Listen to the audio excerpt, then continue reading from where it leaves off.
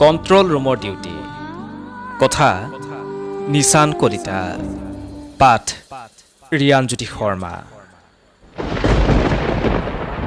বাহিৰত ঢেৰেকণি বৰষুণ বতাহত গছ ভাঙে তাৰ ছিঙে মানুহে কম্বল লৈ শুই পৰে আৰু আমি এলাৰ্মৰ লগত যুদ্ধ কৰোঁ স্কাৰ্ডাৰ স্কিনত ৰঙা লাইট জ্বলে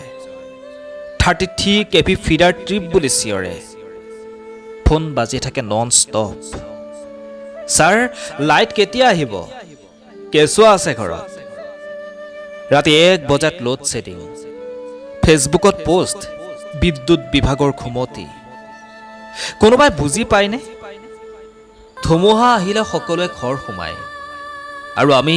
বাহিৰলৈ দৌৰোঁ জীৱনৰ ৰিক্স লৈ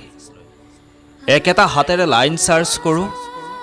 আনটো হাতেৰে ঘৰলৈ মিছা সাহস পঠিয়াওঁ চিন্তা নকৰিবা মই ছেফটি বেল্ট পিন্ধিছোঁ লগৰবোৰে কয় টকাৰ চাকৰি মই কওঁ সময়ৰ বিনিময়ত কিনা কবৰ তথাপিও হাঁহোঁ কাৰণ ঘৰখন চলে কণ্ট্ৰল ৰুমৰ চকীখনেই মোৰ সিংহাসন পূজা ঈদ বিহু